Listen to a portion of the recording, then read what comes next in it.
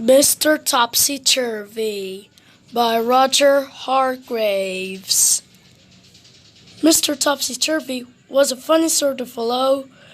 Everything about him was either upside down, or inside out, or back to front topsy-turvy, in fact.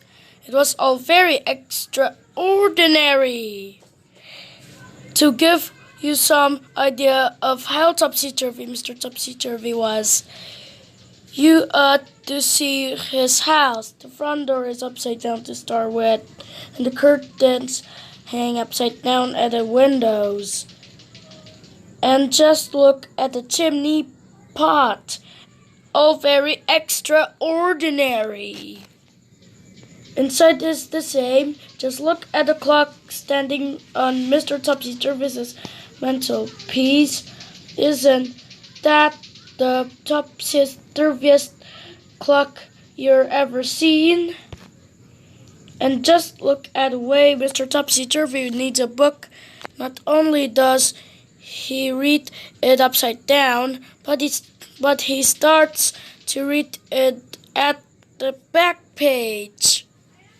And just look where Mr. Topsy-Turvy put the stamp when he sent a letter to somebody. Have you ever seen anything like it? Now, this story is all about the time Mr. Topsy Turvy came to the town where you and I live. Nobody's quite sure how Mr. Topsy Turvy got there or where he come from, but he did arrive because somebody saw him getting off the train. The trouble was he did it in a topsy-turvy way and got out the wrong side and fell on the railway line, which really isn't all that surprising, is it? When he'd picked himself up and manages to find his way out of the station, Mr. Topsy-Turvy went to a huddle to find a room to spend the night. The huddle manager tried not to smile when he saw Mr. Topsy-Turvy walk into his hotel carrying his suitcase upside down and with Topsy-Turvy hat on his head. "Good afternoon, sir," he said. "Can I help you?"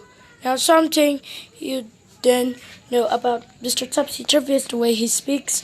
You see, he sometimes gets things the wrong way round. "Afternoon, good," said Mr. Topsy-Turvy to the hotel manager. "I'd room alike." The manager scratched his head. "You mean you'd like a room?" he asked. "Please, yes," replied Mr. Topsy-Turvy.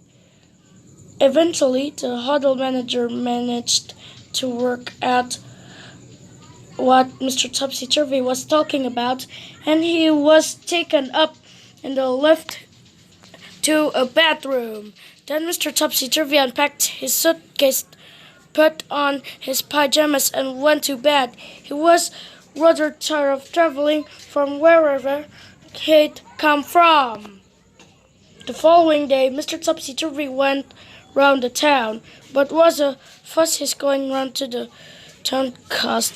He took a taxi from the hotel, but so confused the taxi driver turned to him when he wanted to go. The poor man drove straight to the traffic light. "Oh dear," said Mr. Topsy-Turvy, "I'm sorry very." Then he went in the big department store in the middle of the town. He walked up to one of the counters. "I like yourself of pears," he said to the lady behind the counter. "You need a pair of socks." She smiled and showed him a pair of bright red socks. Mr. Topsy-Turvy put in his hands. They could want to leave, but being Mr. Topsy-Turvy, He tried to walk down the up escalator, and all the people who were going up escalator all fell over themselves. It was a terrible topsy-turvy jumble. That day, Mr. Topsy-Turvy did all sorts of topsy-turvy things. He looked backwards across a street crossing and caused an enormous traffic jam. He went to a library and put all the books upside down on the shelves and made everybody extremely cross. Then he went to the art gallery and instead of hanging all the pictures upside down so that he could look at them properly. And then, after Mr. Topsy-Turvy had been in a town for just a day, he disappeared. Nobody knew how he went or where he went, but in the country went because he wasn't there anymore. The whole town berated us not free, but the town discarded Adam thought Mr. Topsy-Turvy had left, but everything was still topsy-turvy. Riddle about, said the newspapers, and everything. Riddle about it. News is here, said the television newspaper reader.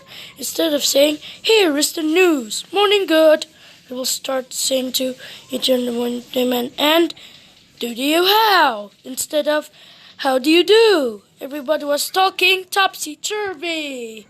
Can you think of something to say that's topsy-turvy? Go on, try.